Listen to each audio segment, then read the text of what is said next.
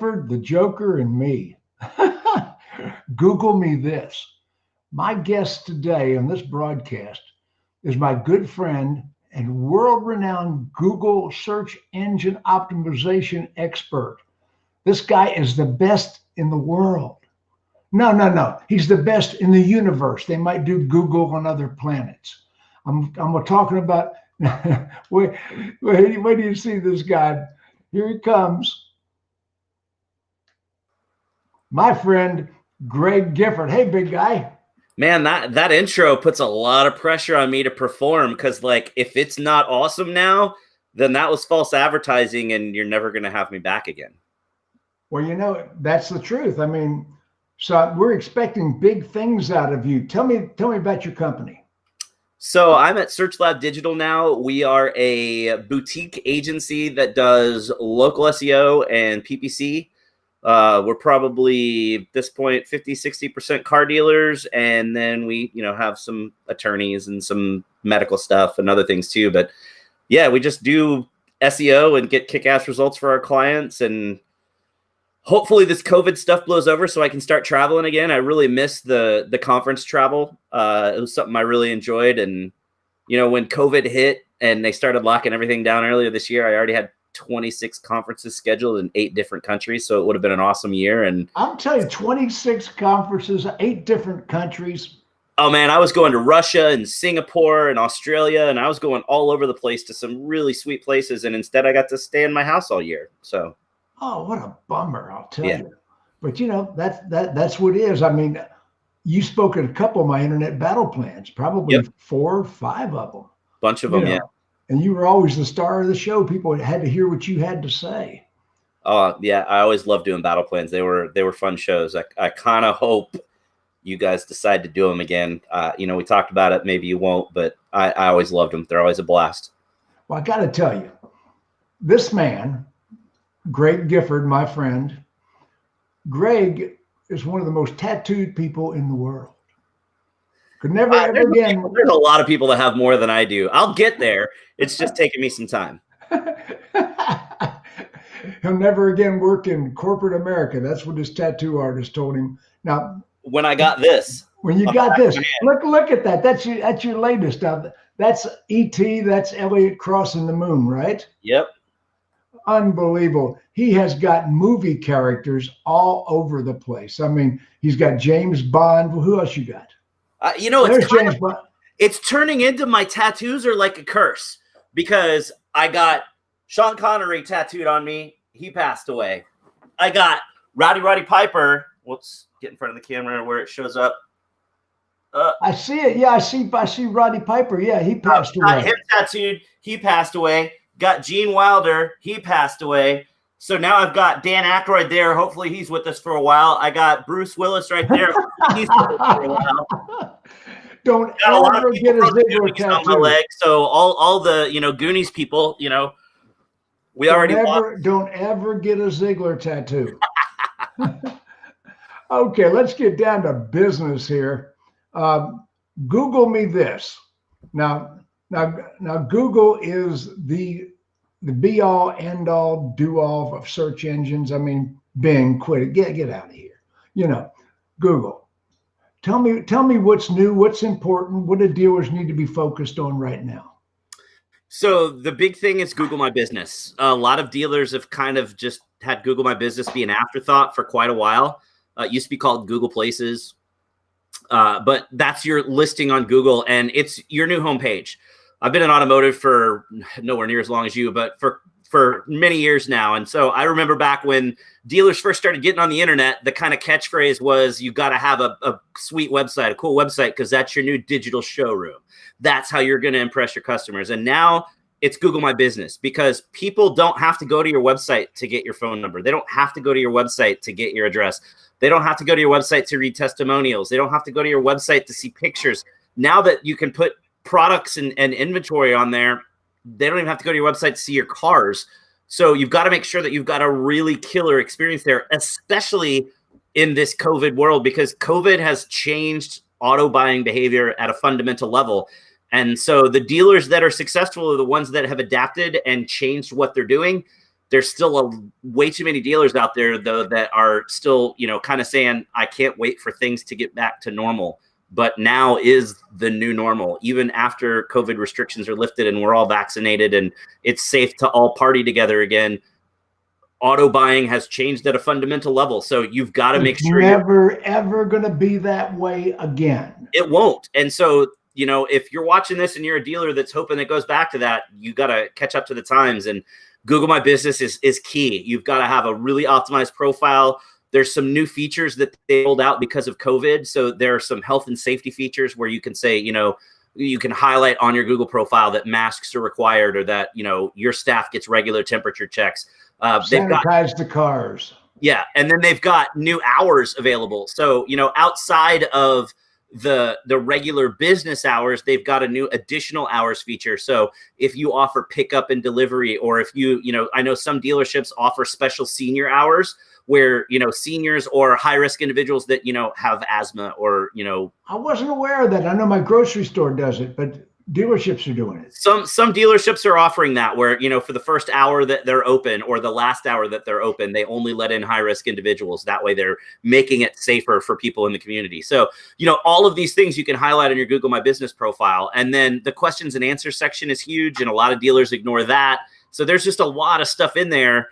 There's a big tip I've been given lately too is, a lot of dealers complain that customers can upload photos and tag the dealership, and those photos show up on the dealership's GMB. Then the dealership can't figure out how to get rid of them, because unless you get that customer to take it down, that photo's there. But if the dealership uploads professionally shot high quality photos, those tend to supersede any of the user uploaded cell phone photos.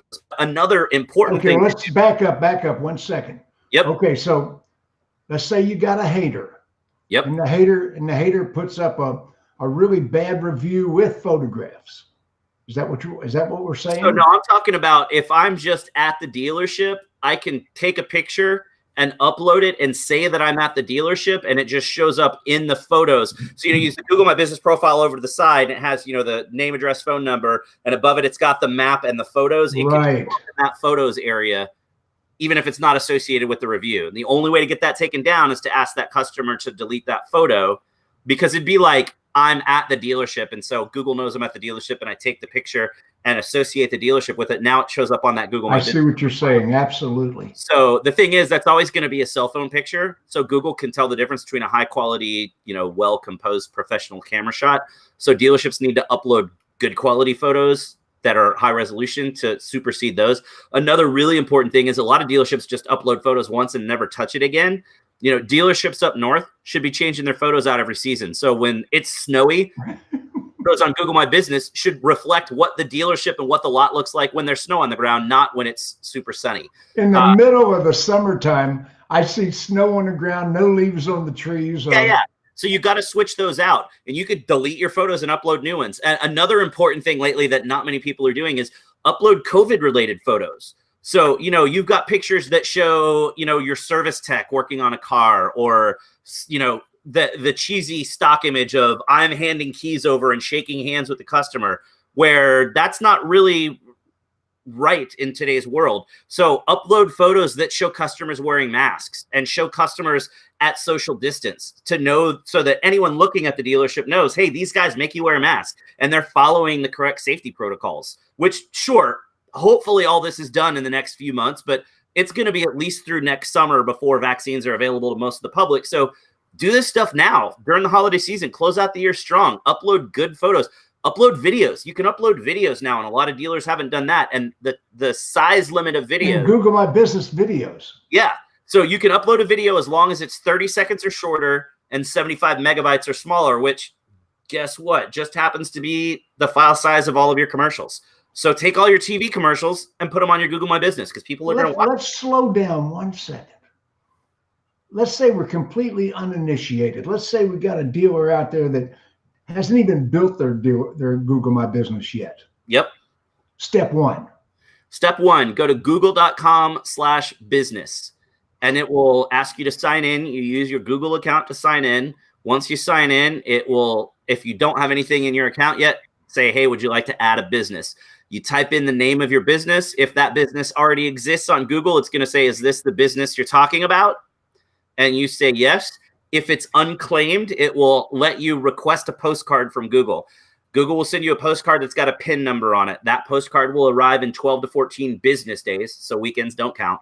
When you get that postcard, you go back to google.com/business, log in again, and it will prompt you with a place to enter that code. You enter that code, boom. Now you are the owner of that business listing, and you can go in and update information, upload pictures, and do all that. Now, if it has been claimed in the past, and this happens a lot with dealerships. So, maybe you went through a buy sell and the old owners didn't give you access, or maybe an internet sales manager back in the days, the guy that claimed it, and now he works at another dealership and you don't have control. You can go in and say, I want to add this business, and it'll say this business already exists. You can try to request ownership, and Google will send an email to the person that currently owns it. And that person has 3 days to respond to that email and either say, yep, sure, here you go, and ownership's just transferred to you, or they say no. Now, you don't know what that email address is, but I actually did this today for another dealership, and 5 minutes after I sent the owner request, that person answered back and said, nope, you can't have control of this listing, which is frustrating because nobody at the dealership has control of it, and we don't know who that person is because Google. So the advice to dealers: don't let employees have ownership to any of your codes, any of your. Here's another big one. This just happened today too. We've got a Kia dealer client. He sent us a message that said, and I don't remember what the name of the company is, but there's some company that has been part of this agreement with Kia Motors America that now is contacting every Kia dealership saying, hey, as part of this partnership, we're using Yext to control all of your Google My Business listings. So you need to make us owner of your Google My Business listing so that we can get information. And I'm like, oh, no, because you don't want anyone to have ownership of your listing except you. Your digital marketing agency shouldn't even have ownership. They should be a manager. But as soon as you give anybody ownership, because there's a designation of owner or manager or whatever. So you can assign managers that have limited rights. Yes. As soon as you give somebody ownership rights, they can kick you out. And I've seen this happen before. So the dealership will give somebody else ownership rights, and then that person kicks a dealership down to a management level, and the dealership can't do everything and doesn't own anything. You always want to be sure that only a dealership entity, whether it's the GM or the marketing person or the internet manager or whoever it would be, only someone at the dealership should have ownership of GMB, and you should actually very tightly control who has access to it, because there's a lot of times where, let's say you work with a digital marketing agency and you give them access, but you're not regularly checking who has access. And later on, you move on and you use a different agency, but that original agency is still connected. They could still come in and make changes. Now, most likely they're not going to do that maliciously, but what a lot of agencies do is use a tool like Yext that's an automated data feed. So let's say your past agency was using Yext or Moz Local or any of these feeds that feed automatic information to Google. You don't realize that that's there because it's not an obvious place to see what's connected. So now, a couple of years later, you're working at that dealership. You go in and all of a sudden your hours and your phone number are different, and it's an old tracking number that you guys don't use anymore. So now the Google number displayed on your listing rings to a number that doesn't work, and you're missing out on leads. And you're freaking out, and you go back in and you change it back, and then the next day it's back to the wrong hours and the wrong number, and you can't figure out what's going on. What's going on in the background is that feed is constantly sending the old information. So the Yext feed, the old Yext feed, is still updating it to the old number. And it's not just Yext. It could be Moz Local. It could be Bright Local. There's a lot of different services out there. It's not really the fault of Yext or the service. It's the fault of that old digital marketing provider didn't do a thorough job of canceling you in all of their services and left you in there. And you didn't do a thorough job of disconnecting their access to everything once you parted ways with them. And now it becomes this huge, huge headache. This is some really great stuff. Greg. So this dealership today, I was like, oh no, do not give them access. I don't care if Kia Motors is telling you to give them access. You don't do it, because you never want to give anybody ownership access. And luckily, because I speak at conferences all over the world, I know somebody really high up at Yext, and I sent them an email and I'm like, hey, by the way, here's an email that my client just got. I don't really know. I haven't used Yext in a while. I don't think that it's required for Yext to be a owner of a profile to be able to change things on the profile. They should just be able to be a manager. So I said, first of all, I don't think that's accurate. So if it's not accurate, you guys probably ought to tell this partner that's using Yext to not tell people inaccurate stuff. And B, if it is accurate, you guys need to update your system, because if you're telling me that anybody that wants to use Yext has to make Yext an owner of their profile, every single SEO in the world is going to go out there and say, don't use Yext because of that. But I'm fairly sure that that's not the case. So I think it's just that this provider is not well-versed in how Yext works. Okay, we got a question on the screen. What is the question? Is there an audit to see what service is connected and making those changes? Yes, there is. Great question, Jennifer. I have a link here. Hold on one second. This guy is the guru. This is the man. Here. If I put something in chat, will it display on the screen? Yeah, I believe it might. Give it a shot. How do I do that? I can't type in chat. Where do I type in chat? I have host chat, the public thing. Hey, Briggs, how did you get that to show up on the screen? I did. Oh, you did? You put it in chat. I can put it up there. Where? I don't see where I can even type into chat. Well, maybe you can't. Well, heck, let me write it down. Okay, what did you want to? I'm gonna. If I Facebook it to you, can you put it on the screen? Not right this second, no. Not right this second. Okay, I'm going to write it on a piece of paper then and hold it up so people can see it. There's a specific link that you have to go to that will show you what third-party tools have access to go to your GMB account. Wow, you've got a...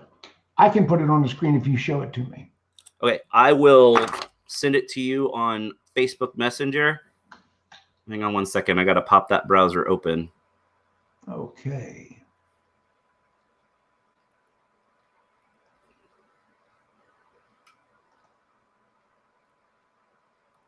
All right. Hope everybody's. Hey, we get a pretty good audience here.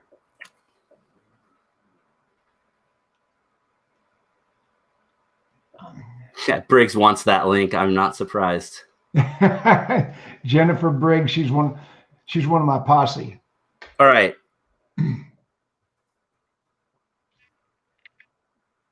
There, I just sent it to you. If you can put that.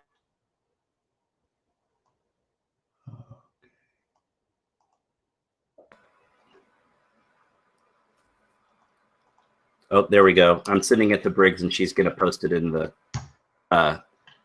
Sorry, Eric, we're getting there. We're doing it. There we go.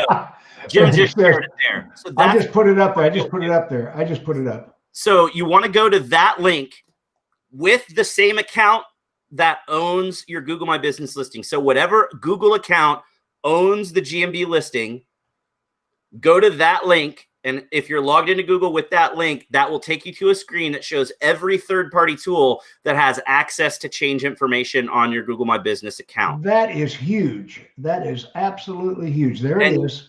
Besides that link, you also want to go into Google My Business, log into your dashboard, go to your listing, and then on the left side menu, go to the users section and see how many users are attached as well. Because this isn't going to show you if you gave access, like let's say I was your old digital marketing guy and you gave my email access as a manager of the page, that link that we just shared doesn't show that. That link only shows you tools that have a direct connection. So you want to check that, and you want to check your users page on a regular basis to make sure that you have it really tightly controlled.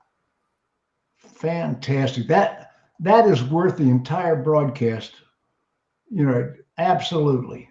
I'm glad I am living up to your intro then. Okay. You're the best in the universe. They might do Google on other planets. So anyway, Google My Business, get your Google listing secure. That's the first thing you're telling people right now. Yep. So you want to go in, you want to claim it, you want to own it. Then once you own it, you want to make sure that all of the information is correct. So dealership name correct, dealership address correct. Check that the map pin is in the right location. Just because you have your address in there doesn't necessarily mean that the map pin will be correctly placed, especially if you're in like an auto mile situation where there's a lot of dealerships on the same street. The pin might actually end up in your parking lot and not on your building, which might end up making people go to your neighbor instead of you. So check pin location. You want to make sure you're choosing the right or make local phone number, really important.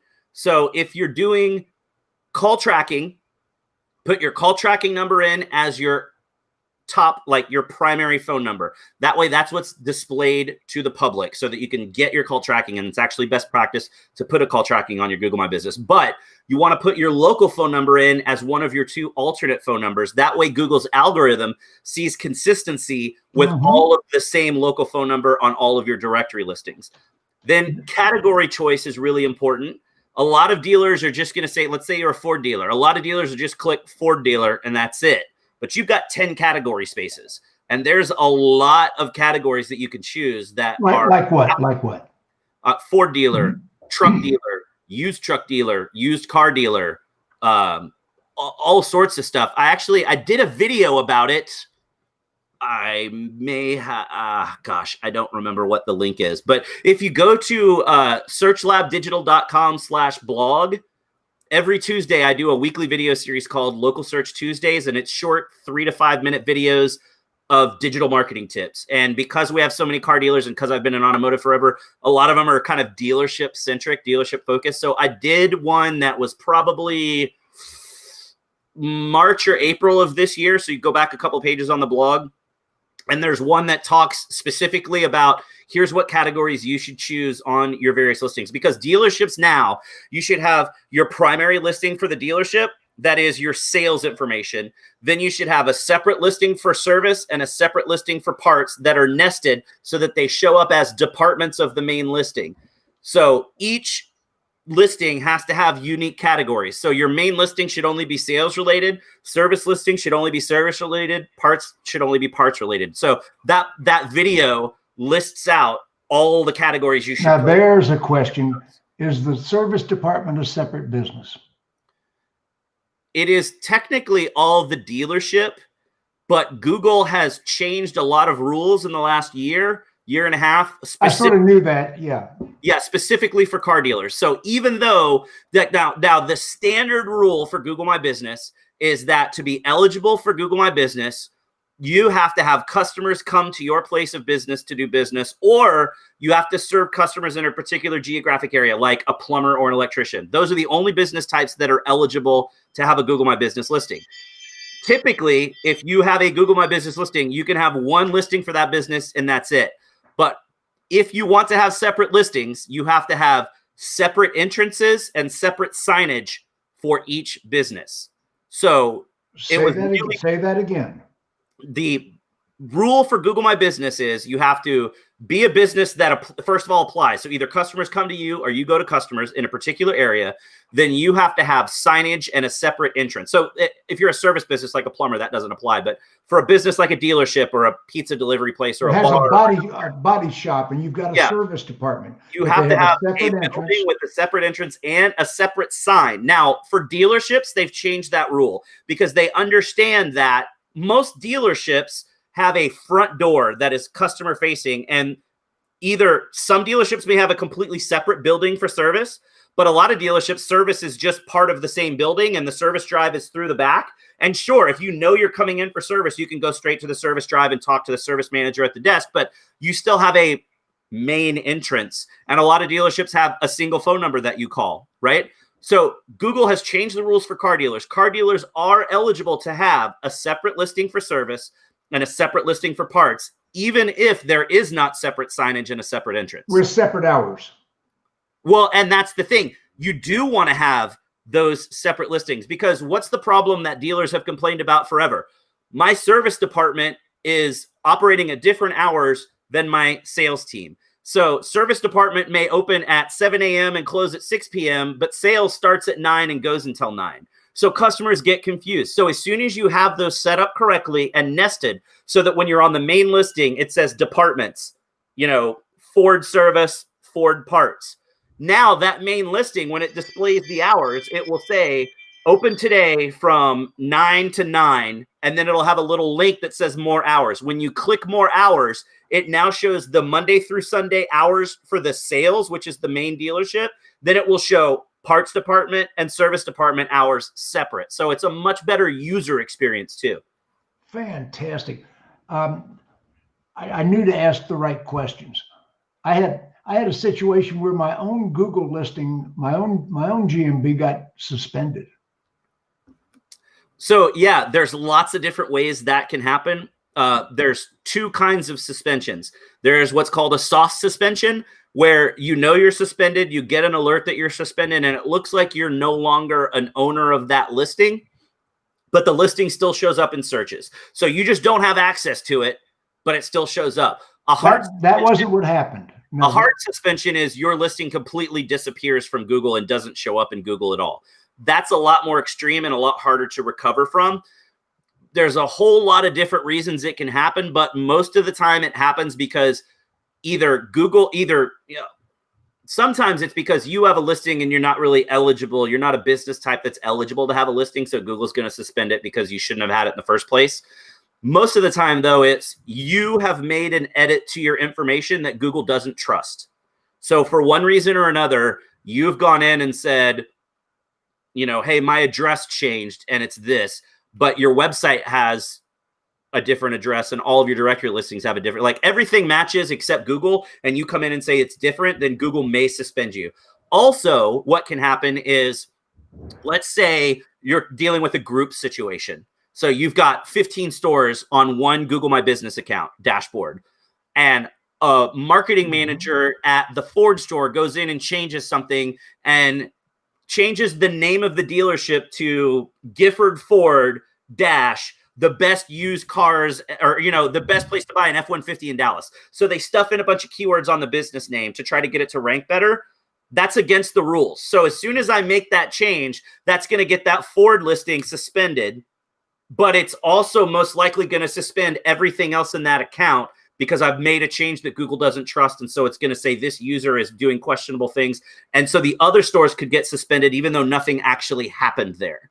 So see, that's what happened to me. It was an address change that we didn't change the address on some other things that Google was looking at. So yeah, most of the time you can just apply for reconsideration and Google support will then go in and look at it. Because most of the time when you're suspended, it's not a person suspending you, it's just algorithmic. So then you can go in and say, hey, look, I don't know why I'm suspended, or I fixed my, I put keywords in, I didn't know I couldn't do that, so I took them out. Can you please put me back? And then they'll unsuspend your listing.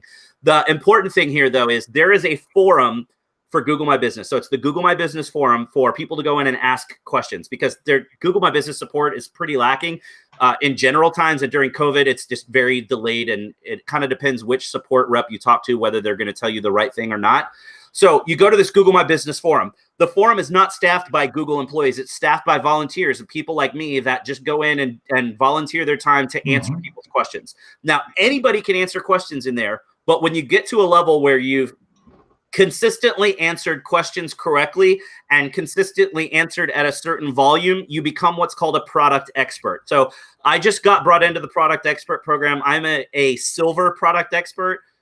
There's a bronze level below me. I skipped bronze, went right to silver because they know who I am. Wait a minute, is there a bigger level than you? There is. There's above. No. There's gold, and then above. No. And above that is diamond. I'll be there eventually. It's just I didn't even mess around. This has been around for forever, but I just never took the time to mess with it until this year. And you're a lowly silver? Yeah, well, because you can't jump right to the high levels. You have to start off. I jumped bronze and went straight to silver, but once you get to the gold level, you actually sign an NDA with Google, and Google will bring you to Google headquarters. You get to meet with the Google My Business team. You get all sorts of like really special access, which is why you have to sign the NDA. But then at that point, those product experts can take a forum post and forward it directly to a Google employee. So it's not the lowly random. So if you go on that, now what is that platform again? How do you get there? Just do a search for Google My Business Forum. Google My Business Forum. And you go in there and you can, so if you have any sort of an issue or a problem with a suspension, or like Briggs said, if you've got, if you're locked down with third parties, but your hours are constantly changing, then what? Briggs, talk to me because I can help you probably figure that out without posting. But if you're a dealership out there and you're watching this later and you can't figure out why something's happening, or you get suspended, or maybe you've got departments listed incorrectly, then you can go post on the forum. And then once a senior level enough product expert sees it, if it's really an issue and it's not something that's just like, oh, you didn't go through the right channels to fix this, here's how to go fix it, but it's really a bug or really a problem, then they can escalate it to internal Google support, which is a different team than the support team that answers you when you send in an email or whatever. So a lot of times, this is a great interview. I am so appreciative. Fixed really easily there. And so because of the fact that I'm on there, I mean, I spend at minimum half an hour a day. And sometimes when I've got a slower day, I'll spend 3 or 4 hours in there answering questions. And so suspensions are a really big issue. Verifications are a big issue. Most of the time when I see dealerships posting in there, it's dealerships having a problem with those nested listings, those parts. So the Google My Business forum, some of those diamonds and golds that can actually make changes with Google representatives are hanging around as well. Changes. None of us have access. They can they can request changes. But they can directly get a Google person to see that issue. They can get a Google person to look at it and respond to it. Yeah. If it has merit. That is strong. So there's a lot of advantage to being, I mean, part of the reason I got in that program is because I just want to get to a level where I can sign that NDA and get a free trip to Google headquarters, because, hey, that's cool. But also to have that really superior level of the really intricate bugs and wonky things that might happen, because then that helps us be better for our clients. And, a lot of the digital marketing providers in automotive don't really know what they're doing. I don't want to name names, but there's a really, really, really big provider that hasn't updated their SEO strategies in about 6 or 7 years. And considering that last year alone, Google rolled out over 3,000 updates to its algorithm, a 5 or 6 year old or even a 2 or 3 year old SEO strategy isn't going to help a dealership. So it's important to really kind of keep up with the changes that are happening. The COVID stuff we were talking about earlier is a perfect example. There's a lot of providers out there that don't do anything with questions and answers, or any, don't tell dealers put up COVID pictures, or don't tell dealers to do this. And it's unfortunate the way that SEO has kind of become commoditized in the automotive industry, because it's not really in the best interest of most dealers. Okay, Google My Business. What else do they need to know? Let's see. What else could we cover? The questions and answers section is a big thing I like to talk about lately. It showed up about 2 years ago, but there's still tons of businesses out there and a lot of dealerships out there that don't know that it exists. The weird thing, and the reason most dealerships don't know it exists, is most dealerships don't look at the public-facing Google My Business profile. They're only going to look at Google My Business through the dashboard. And the questions and answers feature is actually an element of Google Maps that just gets displayed in Google My Business. You can't see it from inside the Google My Business dashboard. And most people, the general public, think that it's an instant messaging system where you ask a question and it's like a direct message to the dealership. But it's actually a community discussion feature. So anybody can ask your dealership a question, and any random person out there can answer that question for you. And the answers are usually not the best answers. The other thing is, I did some research back when I worked at DealerOn, and we found that up to 40 to 45% of the questions being asked were leads. It's people with service problems. One guy's like, my car just overheated. I need to get it towed to the dealership and get it fixed. What's your phone number? Now, clearly, the guy could have seen the phone number, because the button that you click to type in your question is maybe an inch away from the button or from the phone number that's listed, that if you're on mobile, you could click the phone number, or they could click through your website and get the phone number there. But again, they think it's an instant messaging feature, so they ask it there. And like 6 months later, the dealership never even saw the question or answered it. So a lot of dealerships, in other words, they need to check their Google My Business regularly to see what content. The dealerships are checking their dashboard. They're not looking at the public-facing Google My Business. The only way that you know that new questions are asked is if you've got the Google Maps app on your phone and you're logged into that with the account that owns the Google My Business, which isn't really going to happen in most real-world cases. So typically you're going to have to use a third-party tool that's going to monitor that for you and let you know when those questions come in. So another side of it is, questions can get multiple answers. I've seen questions that have 300 or 400 answers just to one question. And the answers can get little thumbs up. So the answer that has the most thumbs up or the most upvotes is the one that's displayed as the primary answer. So when you click, this dealership has 15 questions, and you click to see what the questions are, it's going to show you the question and one answer. Even if there's multiple answers, that one answer is the one that has the most thumbs up, which if the dealership's not paying attention, even if the dealership goes in and answers that question, somebody else may have more thumbs up and that dealership answer is going to be buried. So you've got to monitor it to know when new questions come in. And you also have to monitor it to make sure that you're upvoting your own answers to make sure that your answers appear as the primary answers. Interesting.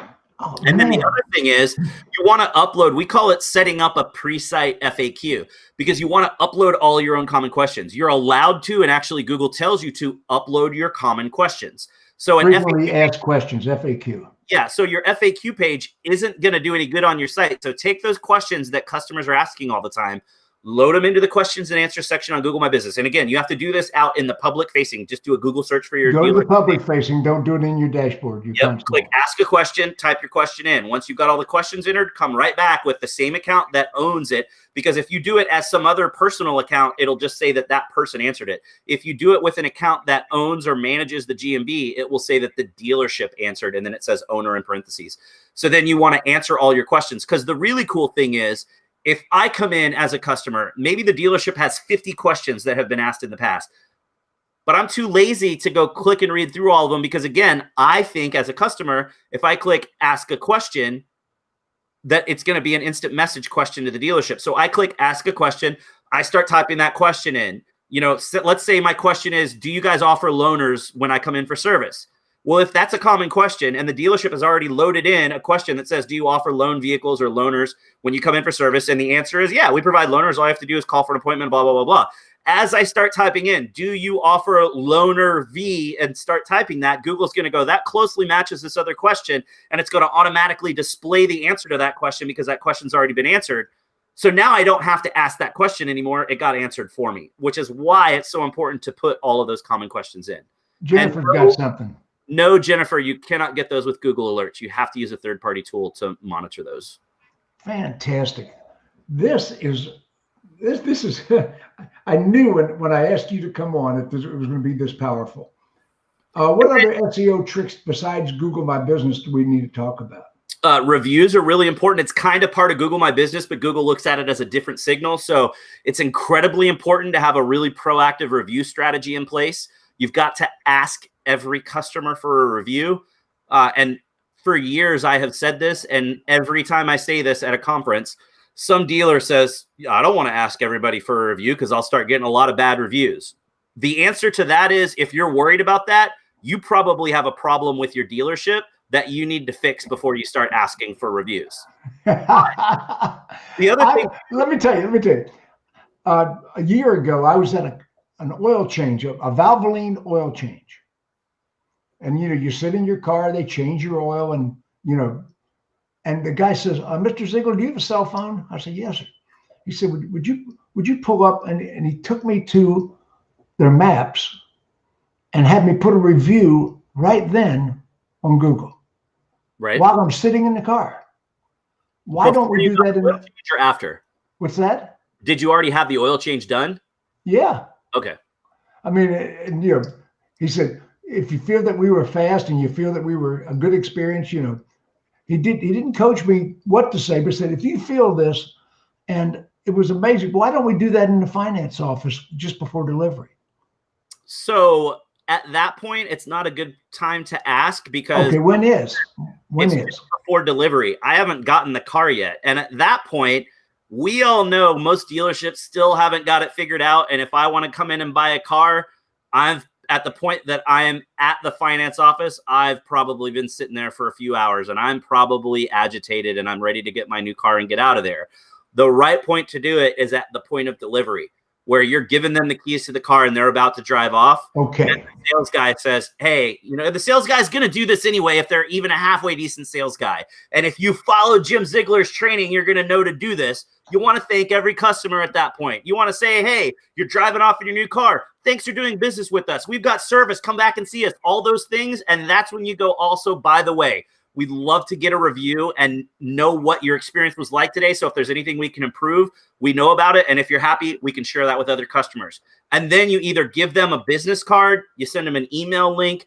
Typically, we like to set up a page on the dealership site that's just dealership.com/reviews. So every single employee at the dealership.com.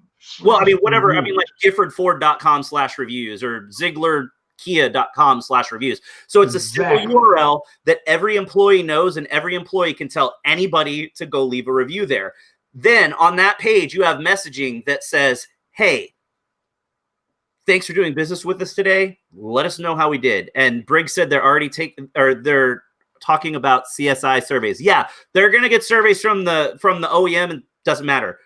You send them to that page to ask how you did. That page says, thanks for doing business with us. Let us know how we did today. Leave a review on the review platform of your choice.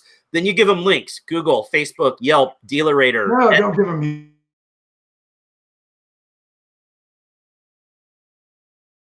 But you can't ignore Yelp, because any customer that looks up directions to your dealership on an iPhone, Apple Maps uses Yelp for review stars, not Google.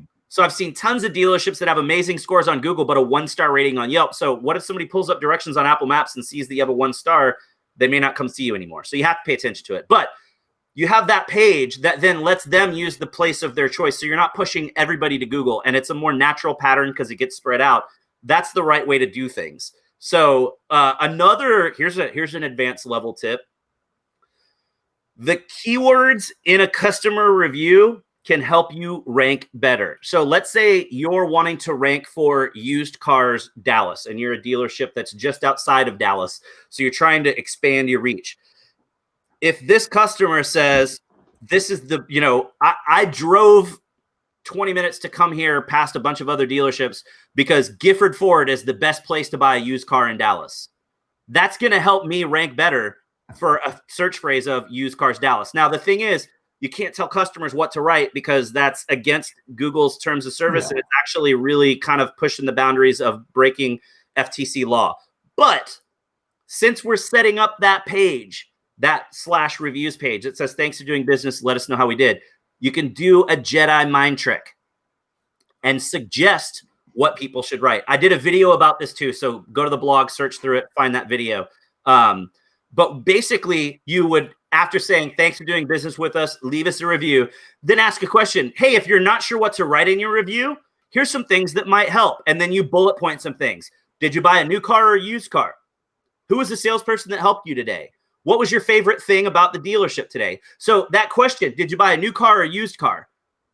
And you ask these questions that are going to get in their head. And as I write that review, instead of just saying, yeah, it was great, I love these guys, they just asked me a question. Did I buy a new car or a used car? So I'm going to be, I just bought a used car here and it was an awesome experience. Boom, I've got that used car keyword in there. Jedi mind trick. That is a Jedi mind trick. I love it. And it's only keywords in the review, not in the response. I was talking to someone earlier today who may or may not be listening and watching and commenting right now, who was telling me that they have a review company, a reputation management company working for the dealership that they chose to use because that person said that they had SEO optimized review responses, which is a load of bunk because there's no such thing as an SEO optimized review response. The keywords in the responses do not matter for SEO. It's the actual review that matters. Fantastic. This is one heck of a, by the way, I'm going to put this on my Alpha Dog On Demand platform. So a lot of people have seen this, so here's another cool advanced level tip. I usually don't talk about this with car dealers, but you're my boy, so I'm gonna share some good stuff today. We're talking about seeding questions into the questions and answer section, loading those common questions. If you want to get really aggressive and really awesome at that, go check out the questions that customers are asking your competitors, because those are questions that customers need an answer to. And if they're asking your competitors, they probably have the same question for you.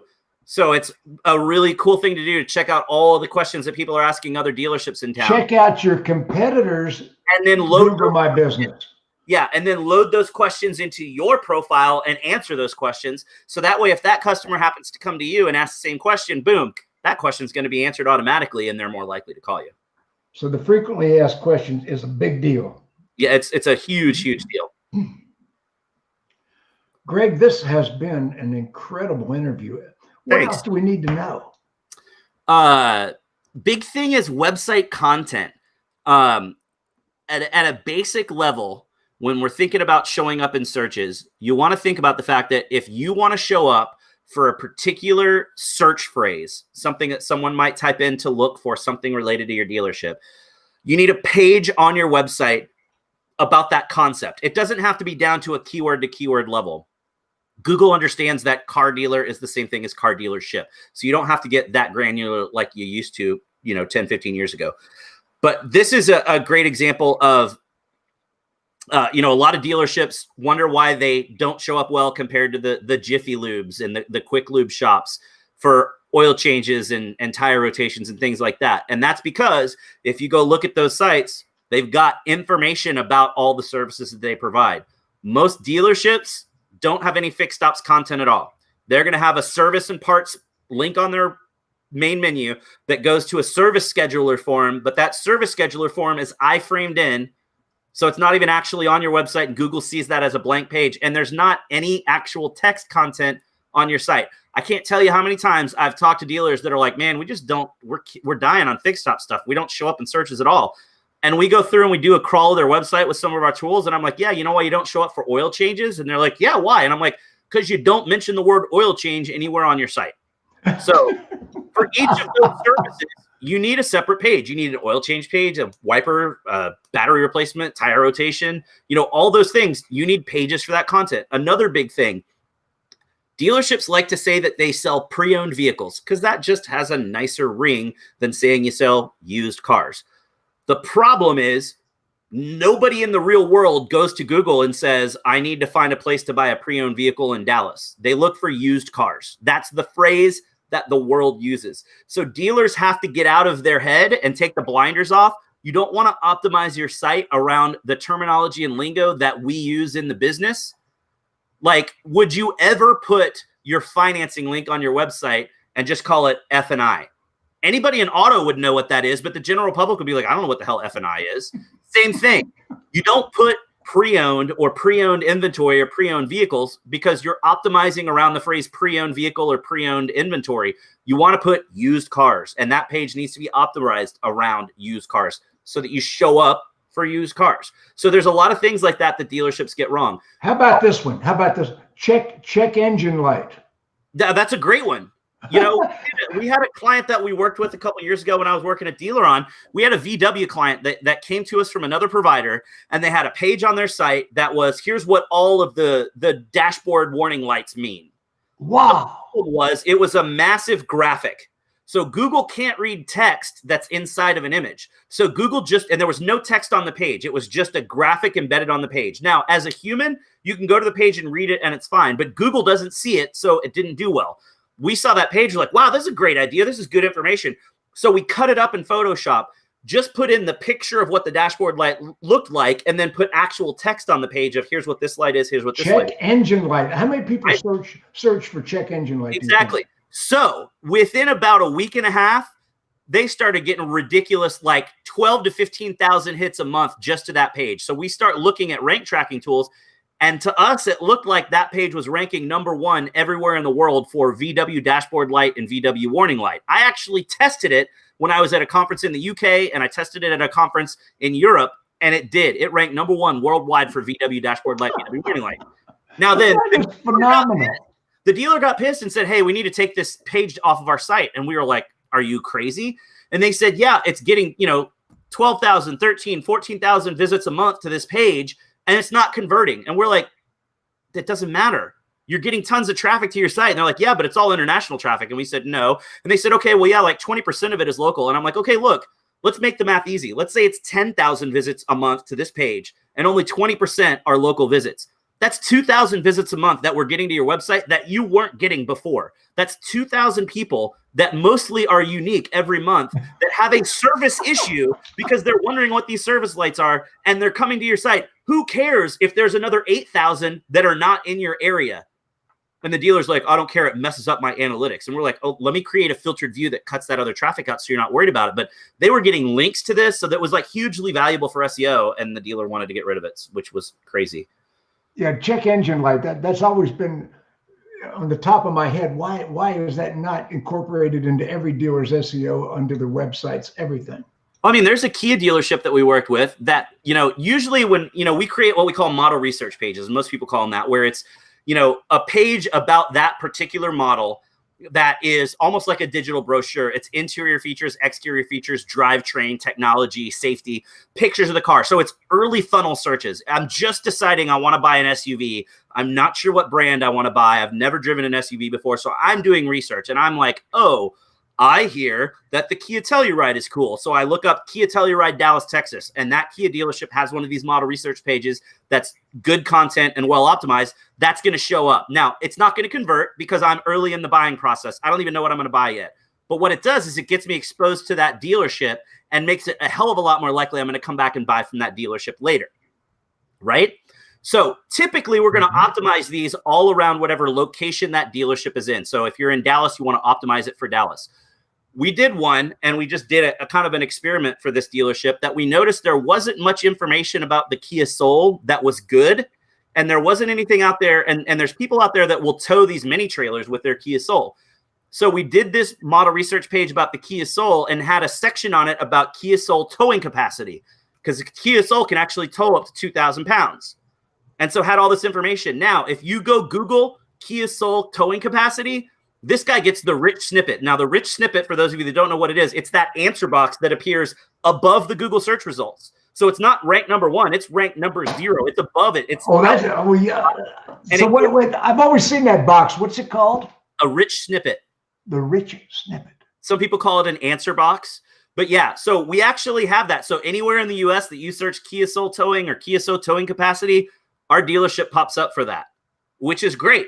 That's good. That's awesome stuff. Now, can you do that for every Kia dealer? Obviously not. It's only going to be one dealer that shows up there. But it just shows you the power of you. Dealers have to think. I talk to dealers all the time. They're like, I don't want anything on my site that's not going to lead to a direct conversion for sales. That's not true, because buying a car, it's the second biggest purchase somebody's going to make in their lifetime, but behind their house. They're going to do a lot of research. We all know that the buying process is a long, drawn-out process. If everything led to a conversion, that means people would get on Google, find your site, call you and buy a car all in one day. And it doesn't happen. We know they're going to come to your site 10 to 15 times before they even submit a lead. So you need content out there that's going to answer the questions that customers are going to be asking. That's the way to show up in Google. Think about what are the questions that a potential customer are going to ask about this car or about this service that I offer, and make sure that the content on your site answers those questions. And that's the big problem, because auto is a weird vertical where we have these OEM approved vendors, and there's certain vendors that are proprietary website platforms, and you're going to go switch and get on that platform and you get just the default text because you have to pay extra for specialized content, or you have to hire an SEO company for specialized content, which a lot of dealers don't do, which means your About Us page, your homepage, your service page, your financing page is the same content that's on 10,000 other websites. And that's not going to answer the question that potential customers are going to be asking. No. So it really comes down to that. Answer the question that potential customers are going to be asking, and that's how you show up better in searches. Fantastic. This interview that I'm doing with you is going to be on my platform, alphadogondemand.com. And anybody, this is my training platform. It's virtual. And I'll tell you right now that we got a 3-day special running. And anybody that signs up for alphadog.com, put your credit card in, and we won't hit your credit card. It's a month to month. For 3 days, if you can cancel anytime in the first 3 days, we won't even charge you. alphadogondemand.com. My friend, Greg Gifford. Greg, you and I could talk for hours. We could. I love talking about this stuff. And I love talking to you too. I mean, we could go off on a tangent and not even talk about SEO. So yeah, you and I have been friends for a couple of years now. We know each other well. I've got your number across the bottom of the screen. Do you mind if people call you? I do not mind at all. Call me if you've got questions, or if you prefer email, it's really easy. It's just greg@searchlabdigital.com. So greg@searchlabdigital.com. Happy to answer anybody's questions. I'm not a sales guy, so if you call me with an SEO question or a Google My Business question, I'm not going to turn that into, hey, let me give you a demo and show you what we can do. Like, I'm out there. I'm just happy to help. Well, listen, big guy, anytime I can help you, you know I'm here for you. Yep. And this is my friend, Greg Gifford, searchlabdigital.com. Yep. And there's his phone number across the bottom of the screen. Greg, thank you. This has been a fantastic interview. Thanks for having me. It was fun to do it.